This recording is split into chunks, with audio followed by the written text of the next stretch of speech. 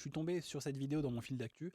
Apparemment, elle n'est pas super récente la vidéo, mais je suis pas sûr que quelqu'un lui ait répondu. Il se trouve qu'elle nous dit que l'histoire de Jésus est résumée dans le mot Bereshit. Voyons ce qu'il en est. Faut trop que je te montre un truc. Il paraîtrait que toute l'histoire de Jésus est résumée dans le tout premier mot de la Bible. On vérifie. Le tout premier verset dans la Bible, c'est au commencement, Dieu créa les cieux et la terre.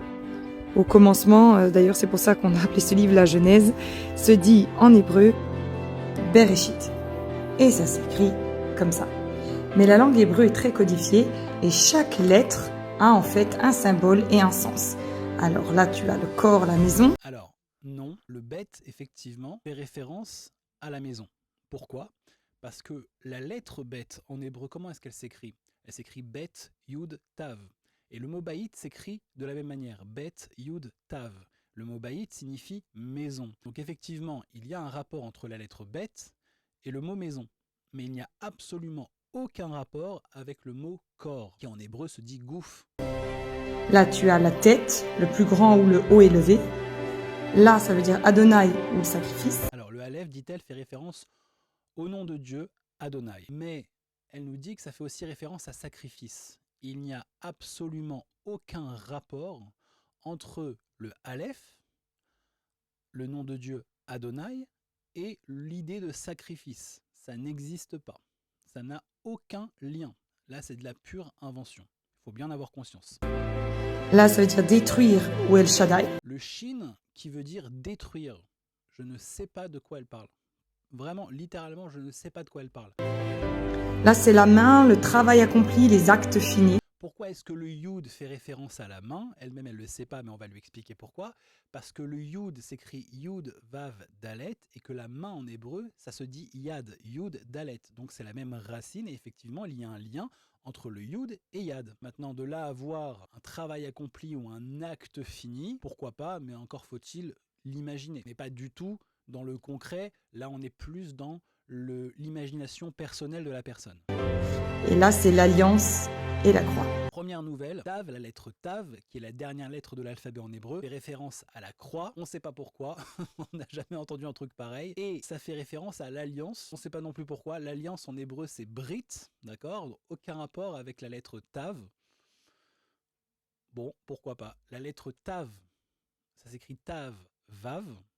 Et effectivement, on trouve ce mot dans la Torah.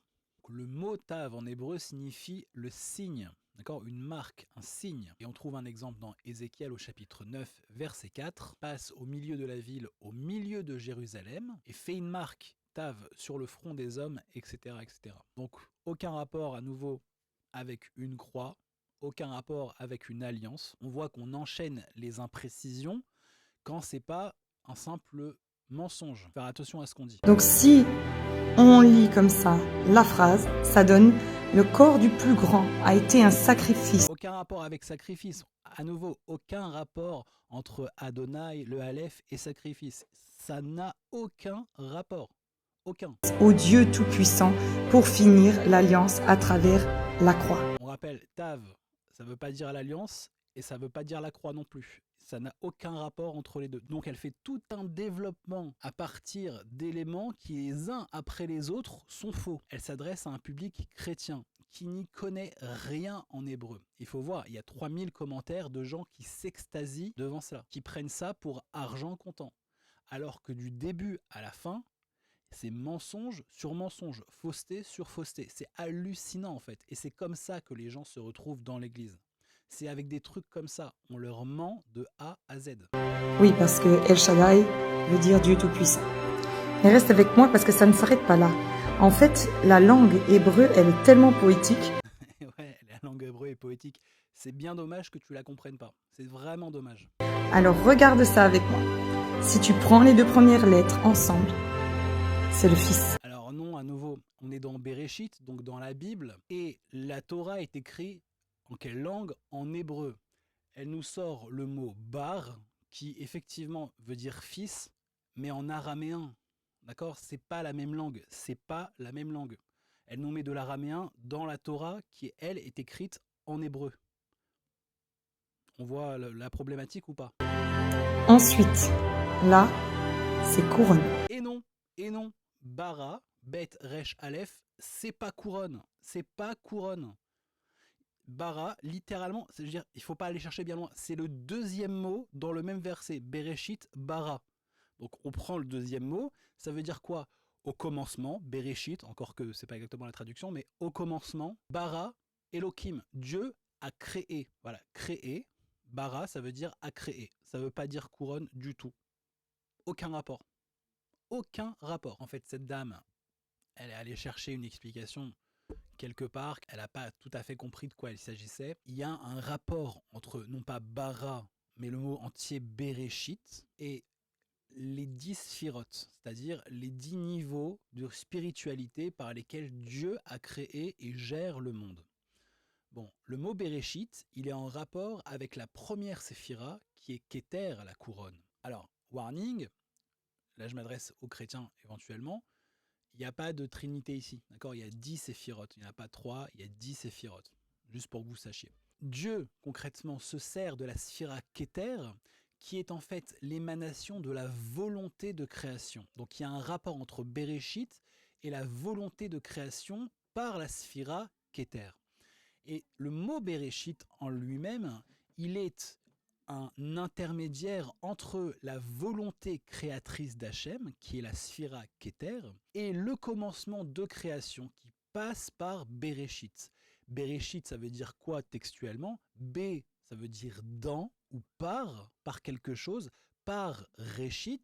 Réchit, c'est une allusion, on voit ça dans le Tanakh, il y a un lien qui est fait entre le mot Réchit et le mot Torah. Par la Torah, on dit que Dieu, avant de créer le monde, avant de créer l'univers, avant de créer quoi que ce soit, il a d'abord écrit la Torah et s'en est servi comme plan pour créer l'univers et tout ce qui nous entoure. Par Bereshit, par Réchit, qui est l'intermédiaire entre la volonté créatrice d'Hachem et la création, Dieu a pu commencer à créer. C'est à ça que ça fait référence, d'accord? Et pas juste le mot couronne qui, elle veut faire une référence à la couronne de Jésus. Puis là, les deux ensemble, c'est le don. Puis là, c'est épine. Ah, c'était gratuit. Épine. Shin, Yud, Tav, épine. Alors là, personne ne sait où aller chercher ça. Le mot en hébreu, c'est kotz pour épine. Bon, c'était gratuit. C'est vraiment pour donner corps en fait à son développement. Mais c'est littéralement ce que font tous les chrétiens, d'accord? Ils prennent la Torah et alors soit ils inventent littéralement comme c'est le cas ici, soit ils arrangent pour pouvoir faire coller une argumentation et la rendre logique. Tu vois où je veux en venir? Si je te résume tout ça, ça donne le corps du Fils, du plus grand, le haut élevé. Dieu était un don de l'alliance avec une couronne d'épines sur sa tête pour être le sacrifice qui détruit le travail accompli à travers une alliance de la croix. Tu trouveras ça dans aucun autre livre. Effectivement, tu trouveras ça dans aucun autre livre parce que littéralement, tu viens de l'inventer le truc. C'est une pure invention. Une pure invention. Il n'y a aucun argument, aucune explication qui est donnée, juste des mots mis en lien avec des traductions qui sont fausses, mis en lien avec des idées qui sont fausses, et à la fin, ça donne quoi? Ça donne une phrase sortie de l'esprit de quelqu'un qui littéralement a un objectif, c'est quoi? C'est de prouver que dans le mot Bereshit, on a l'histoire de Jésus. Alors que le mot Bereshit, c'est tellement plus que ça. Alors que le premier verset de Bereshit, c'est tellement plus que ça. On parlait tout à l'heure de la sphira Keter. La sphira Keter, d'elle-même, découle 6 sphirotes, qui sont elles créatrices. Et il y a un indice dans le mot Bereshit. Bara, il a créé Shin Yud Tav. Ça fait référence à 6. Il y a 6 sphirotes qui découlent de la sphira Keter et avec lesquelles Dieu a créé l'univers. La Torah nous explique que le mot Bereshit est composé de 6 lettres qui font référence aux 6 jours de la création. La valeur numérique de Bereshit, c'est 913. Pourquoi? Parce que Bereshit, la création, elle avait une raison particulière. 913, c'est quoi? C'est d'un côté 613, les 613 mitzvot de la Torah. La Torah est représentée par les 613 mitzvot. Le but de la création, c'était l'étude, et c'est toujours l'étude de la Torah. Et les 300 qui restent, c'est la valeur numérique de la lettre Shin. Ça fait référence à Ruach Elohim, à l'esprit divin, l'esprit de Dieu, l'esprit d'Hachem. La raison pour laquelle on doit étudier la Torah, c'est pour connaître Dieu, c'est pour apprendre Dieu. Et le premier verset de la Torah qui est très riche d'enseignements, notamment sur la temporalité, sur la notion de temps dans notre monde. Le verset contient 7 mots pour nous indiquer le cycle de la semaine de 7 jours. Vous trouverez également 28 lettres en tout dans le verset. 28 lettres pour nous indiquer la durée du mois lunaire, durant lequel on peut voir la lumière de la lune, et qui exclut les jours où on ne voit pas cette lumière lunaire.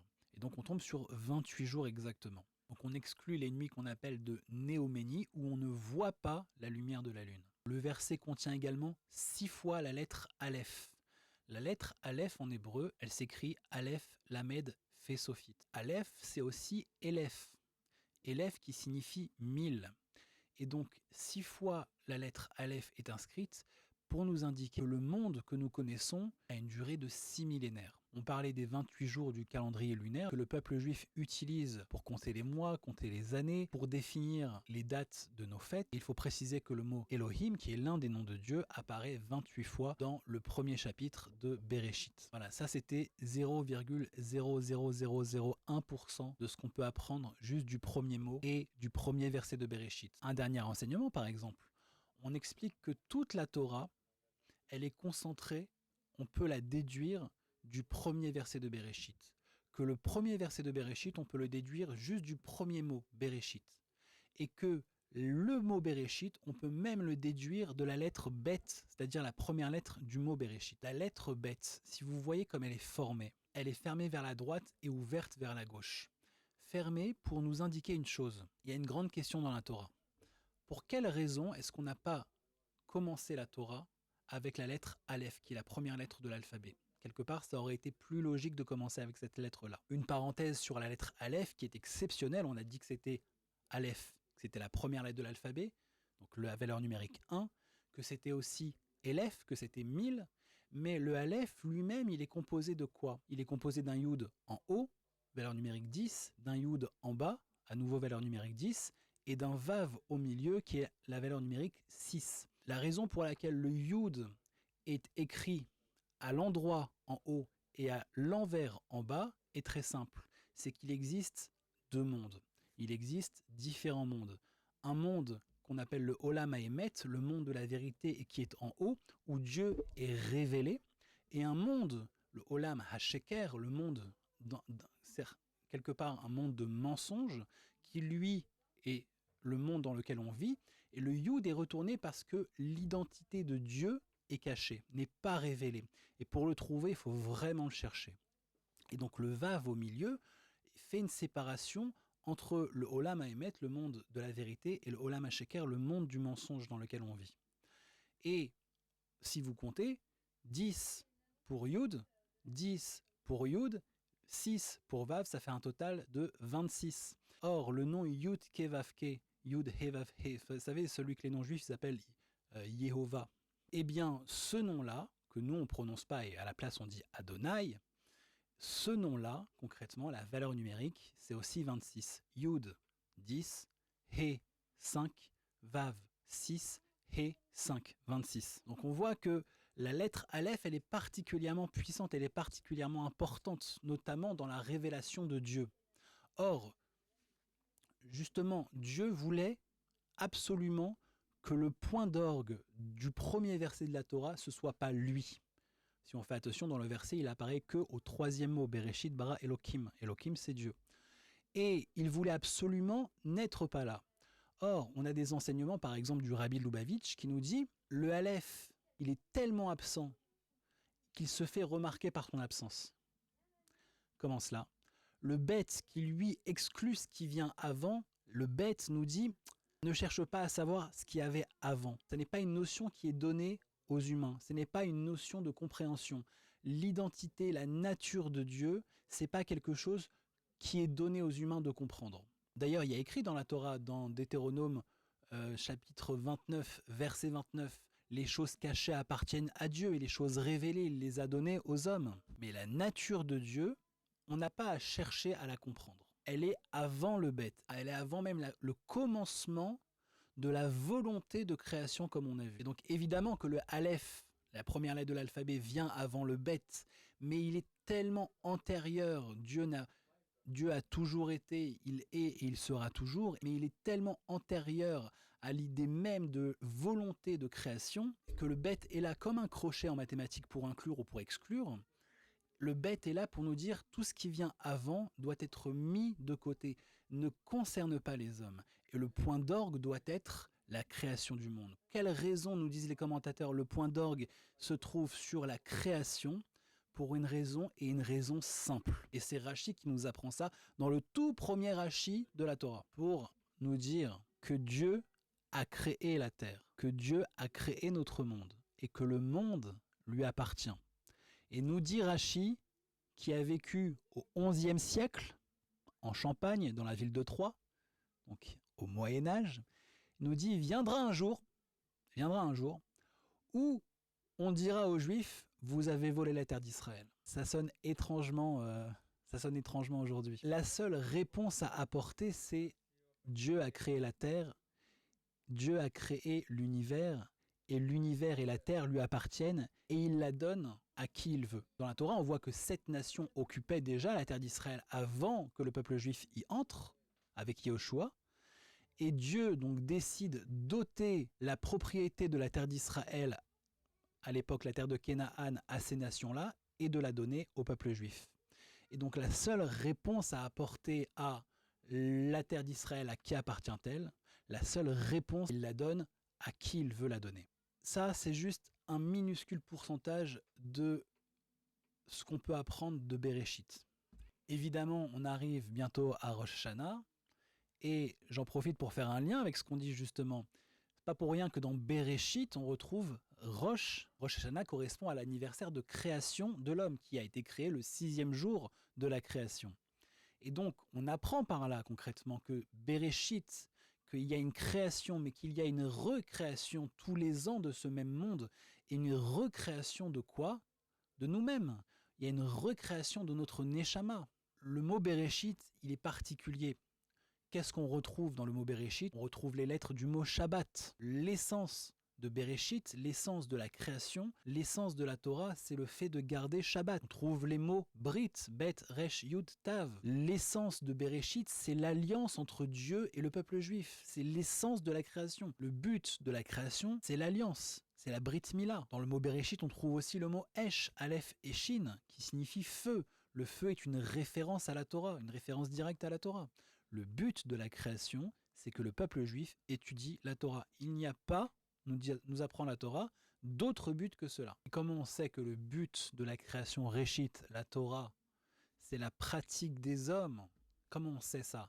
Parce que la valeur numérique de Torah, Tav, Vav, Resh, He, c'est quoi? C'est Tav 400, Vav 6, Resh 200 et He 5. Ça fait combien? Ça fait 611. Or, on sait qu'il y a 613 commandements, 613 mitzvot dans la Torah. Mais seuls 2 ont été donnés directement de la bouche de Dieu, les 2 premiers des 10 commandements. Le reste, les 611 qui ont été donnés à Moshe Rabbeinu, c'est ça la Torah. C'est la pratique par le peuple juif des mitzvot de la Torah. Et surtout, que le peuple juif s'en saisisse, et on sait que la halacha, la loi, elle est fixée pas par la Torah, pas par Dieu, elle est fixée par les hommes. Alors, dans les limites de ce que met la Torah, évidemment, mais elle est fixée par les hommes. Et Dieu s'adapte à la halacha et accepte la halacha. On connaît tous cette histoire où on voit dans le Talmud que les hommes, que les rabbanim, se sont opposés même à une voix qui venait du ciel et qui leur disait non, non, non, non, c'est ça la halacha. Les hommes disent non, non, la Torah, elle est sur terre, elle n'est pas dans le ciel. C'est ça le secret du mot Torah. Je souhaite Shana Tova, Ktiva Vechatima Tova. Je souhaite une bonne année, pleine de réussite, que tout ce que vous entrepreniez soit soldé par du succès. Et une phrase qu'on dit normalement à Pessah, mais je vous le dis à Rosh Hashanah parce qu'à mon avis, on sent tout ce qui est en train de se passer. Les Shana Haba, V'Yerushalayim.